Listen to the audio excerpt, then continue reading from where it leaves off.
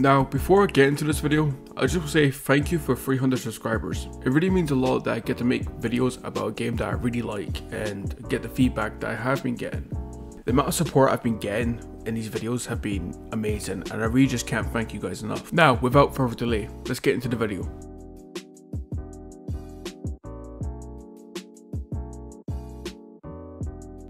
If you use the Mosin or a shotgun, you know that they have a bullet strap or a shell strap. All the straps hold 6 rounds, meaning after you use those 6 rounds, you have to refill the strap. I did mention this in a previous video that I made, where you don't have to do it one by one. In fact, you can do it with just one hand. The way to do this is if you fill the pouch with the bullets you're using, it will automatically refill the straps every time you dip the stock of your gun in it.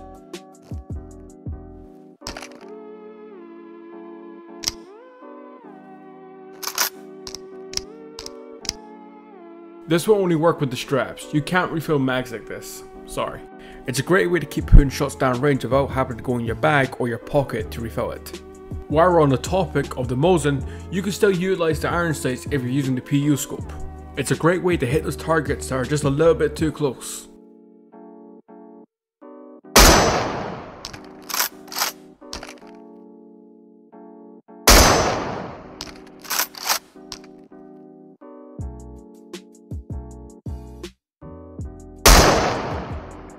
You can do the exact same thing with the PSO scope.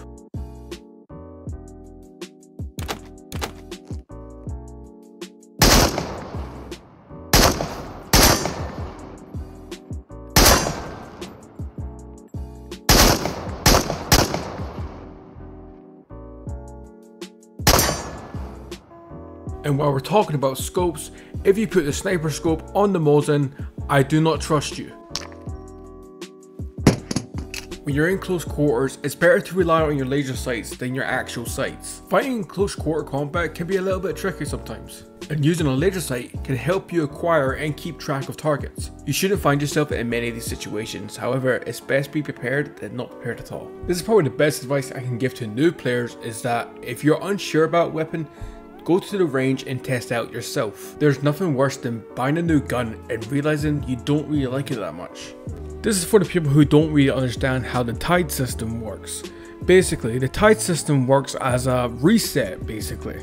After a tide, loot and enemies will respawn. So if you're wondering why you're not finding any enemies or not finding any loot, it's because there's not been a tide recently and you've probably cleared that place out for what it's worth. Theoretically, you can actually clear out the entire map and be safe all the time. Only thing you need to watch out for are the anomalies. And for whatever reason you're caught in the tide, there's no reason to worry, it will just teleport you to a random place on the map. Only place that you will not be teleported is at Veno, at home base. They have also changed how enemies react to gunshots now in 2.3. If you're like me and you never use a suppressor, you might want to start consider using one. Because if you don't, it feels like the entire map is after you. Enemies from all around the area will start converging on your location because you didn't use a silencer. I love this change because it makes combat a lot more interesting, and it makes the stealth approach more viable. And I've still yet to find a purpose to use subsonic ammo. I still feel no need to use it, so save your money for armor piercing.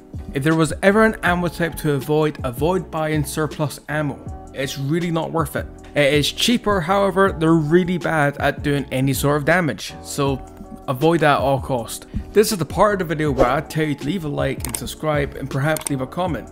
However, you should also check out my Twitch. I've been streaming Metro Exodus for the past couple of weeks now, and I'm having a blast doing so. I'm surprised those guys heard that shot, but I think it was more like the bullet went through him.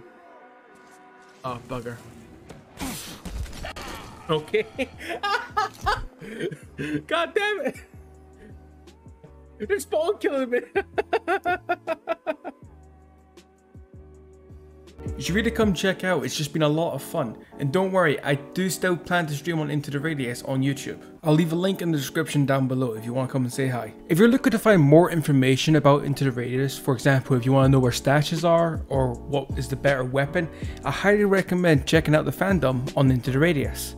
I do get a lot of my information from there, however do keep in mind some of the information is out of date. Some of the out of date stuff doesn't have a huge impact, so don't worry too much.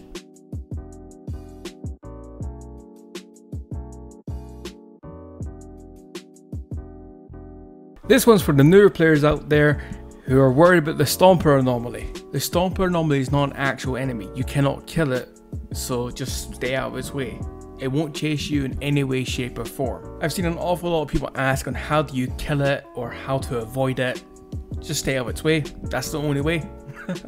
If you want a more in-depth breakdown on the anomalies of Into the Radius, I have made another video about that. I shall link it in the description down below, or click the annotation in the top right corner.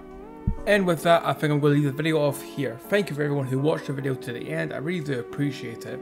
Also, thank you for all the support again that I've been receiving on my recent videos. It really means a lot to me that I get to make these videos. If you want to see more stuff like this, please leave a like and a comment. And if you want to see anything else in the future, leave a comment and I might look into it. Thank you again for watching, and I'll see you in the next video.